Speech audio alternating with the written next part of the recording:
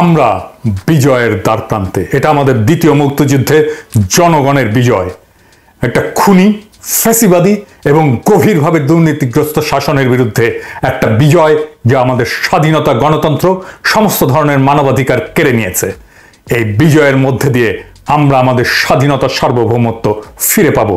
যে স্বাধীনতা, সার্বভৌমত্ব, মানবিক আর নাগরিক অধিকার এবং জাতীয় মর্যাদা এই ফ্যাসিবাদী গণহত্যাকারী হাসিনা ভারতের পায়ে আত্মাহুতি দিয়েছিল শুধুমাত্র ক্ষমতায় থাকার জন্য এবং দেশের সমস্ত সম্পদ লুট করার জন্য।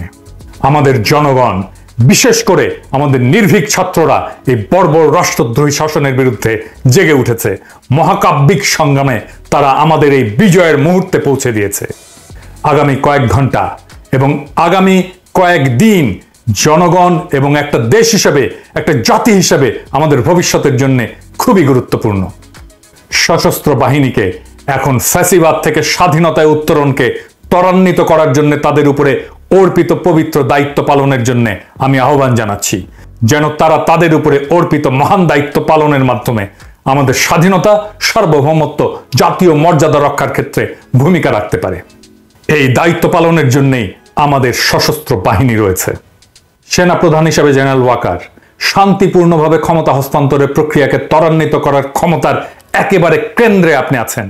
প্রত্যেক মুহূর্ত খুবই গুরুত্বপূর্ণ এবং ঘড়ির কাঁটা টিক টিক করে অগ্রসর হচ্ছে। আপনাকে দ্রুত সিদ্ধান্ত নিতে হবে এবং কাজ করতে হবে। আমি আপনাকে সেনাবাহিনীর এক উত্তাল সময় থেকে শিক্ষা নেওয়ার আহ্বান জানাই। 1975-এ জেনারেল খালেদ মোশাররফ কার্যকরভাবে চেইন অফ কমান্ডের দায়িত্ব নিয়েছিলেন, কিন্তু কি করতে হবে সেটা নিয়ে তিনি দ্বিধান্বিত ছিলেন। যেই পদক্ষেপগুলি তার নেওয়ার দরকার ছিল সেটা তিনি নেননি, অহেতুক বিলম্ব করেছিলেন। অবশেষে যখন সিদ্ধান্ত নিতে গেলেন, পদক্ষেপ নিতে গেলেন, তখন অনেক দেরি হয়ে গেছে। সে ভারতের পদলেহী এমন সন্দেহে তার নিজের বাহিনী তাকে হত্যা করে। অথচ আমরা জানি সে একজন সচ্চা জাতীয়তাবাদী ছিল, কোনোভাবেই সে ভারতপন্থী ছিল না। জেনারেল ওয়াকার, আমরা জানি আপনি এমন একটা পরিস্থিতিতে আছেন যা খুবই বিব্রতকর। এই ফ্যাসিবাদী রক্তপিপাসু অবৈধ প্রধানমন্ত্রী আপনার আত্মীয় এবং তিনি আপনাকে এই পদে নিয়োগ দিয়েছেন। এটা আপনাকে দ্বিধাগ্রস্ত করতেই পারে, এমনকি অনিচ্ছুক করতে পারে তাকে ক্ষমতা ত্যাগ করতে বলার জন্যে, তাকে ক্ষমতা ত্যাগ করতে বলার জন্য চূড়ান্ত পদক্ষেপ নিতে। কিন্তু একজন অভিজ্ঞ জেনারেল হিসাবে আপনার এটাও বুঝতে পারার কথা যে বর্তমান ছাত্র জনতার গণ আন্দোলন, গণ অভ্যুত্থান শেখ হাসিনার পতনের আগে শেষ হবে না। এমনকি তাকে বাঁচানোর চেষ্টা করা বৃথা হবে। হাসিনাকে অবশ্যই যেতে হবে এবং আপনি তাকে ক্ষমতা ছেড়ে চলে যাওয়ার দরজাটা দেখিয়ে দিতে পারেন। আপনি যাই করুন না কেন, হাসিনাকে অবশ্যই বিদায় নিতে হবে। চলমান আন্দোলনের সময় আপনার কয়েকজন অফিসার যে গণবিরোধী ভূমিকা পালন করেছে, তার জন্য সেনাবাহিনীর মধ্যে ব্যাপক ক্ষোভ এবং হতাশা রয়েছে। পুরো প্রতিষ্ঠানটা তার সম্মান এবং আমাদের জনগণের বিশ্বাসযোগ্যতা অনেকাংশেই হারিয়েছে। যদি আপনি আপনার কাজ না করেন, তবে সেনাবাহিনীতে অনেকেই থাকবেন যারা অলস বসে থাকবে না এবং নীরবে কষ্ট সহ্য করে যাবে না। তবে যদি আপনি দ্রুত জনতার আকাঙ্ক্ষা বাস্তবায়নের জন্য অগ্রসর হওয়ার সিদ্ধান্ত নেন, হাসিনাকে শান্তিপূর্ণভাবে ক্ষমতা হস্তান্তরের জন্য বাধ্য করেন, তবে হাসিনার ফ্যাসিস্ট শাসনের অবসান শান্তিপূর্ণভাবে সম্পন্ন করা যেতে পারে। যে কোনো বিলম্ব আরো ব্যাপক রক্তক্ষয় এবং আমাদের অর্থনীতি এবং সমাজের আরো ক্ষতি করবে এবং একটা অব্যাহত অনিশ্চয়তা আমাদের শত্রুদেরকে ঘোলা পানিতে মাছ শিকারের সুযোগ করে দেবে। তাই আমি আপনাকে আপনার নিজের এবং জাতির ভবিষ্যৎ বিবেচনায় সঠিক পদক্ষেপ নিতে বলি।